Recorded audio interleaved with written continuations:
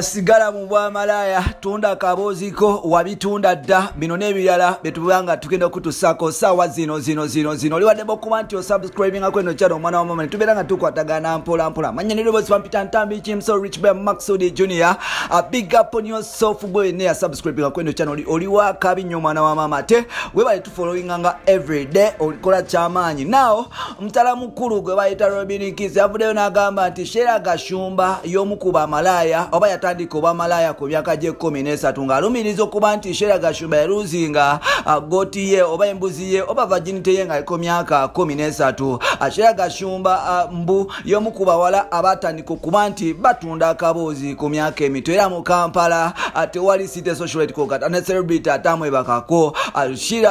Robin Kiss agamba nti yakwatagana ne Shirono nga taatawe amanyikiddwa nga Frank Gashumba amugezako kuba nti amukwalo oba mubifreninga okuba nti ayigiriza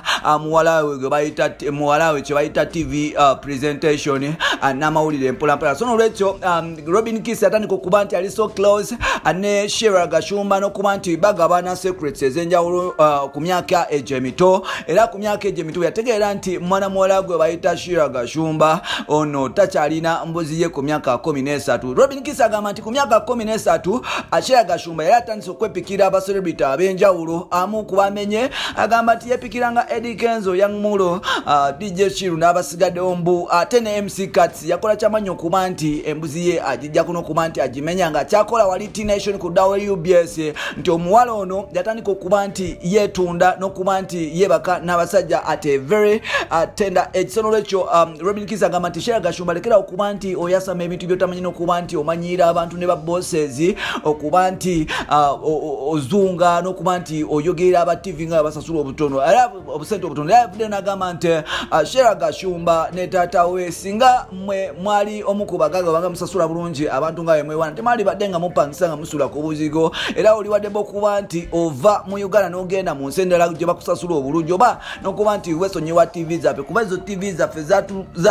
zatuwa enkola ey'okuba nti tukolamu ebintu byaffe n'okuba nti tufuna etutumu n'erinnya yensonga lwaki ffe tuli eno mu America tujoga nti twakozesa platform zezo kuba nti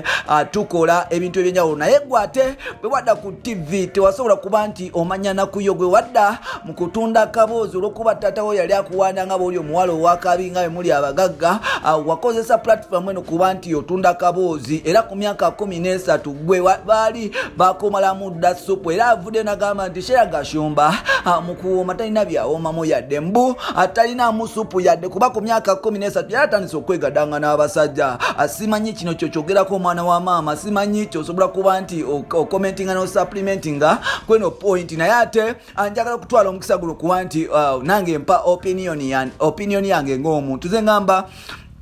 kibi nnyo okuba nti abakyala n'abakyala bavaayo ne banenengana wabula abakyala bali badde nga bakwatagana ne bakolera wamu ne basigala nga bazimba Mama Africa bulungi because abakyala balina kinene nnyo balina n'eddoboozi ddene compared ku basajja. Singa musajja yavaayo okuba nti ayogera ku payments entono ate wali muntu yali kifuddeko n'akiwa attention. Tujjukira nti Solomon wa NBS yavaayo n'acomplaininga ku nsonga eno ku lunaku lwali lwa journalists day yavaayo na complaining yavaayo na raising eno point naye tebagivako. Shera ng'omukyala oba omuwala yavaayo n'awa point ze but unfortunately abantu bali so bitter about her point ate nga nsuubira nti abakyala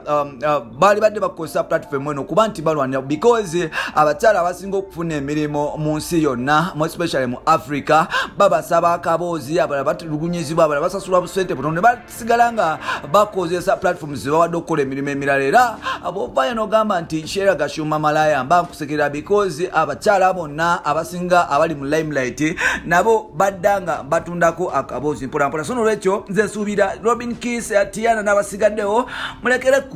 kulumba Shera Gashumba. Nze nsuubira mali badde nga mwegatta ne raising eddoboozi ng'abakyala ne mulwanirira ne musigala nga ba hero nga bw'olaba mukyala mukulu gwe bayita Stella Nyanzi. Bino n'ebirala bye bolinda mu episodes zaffe zidako nsigadde ntambi Jimso Rich Boy Maxudi Junior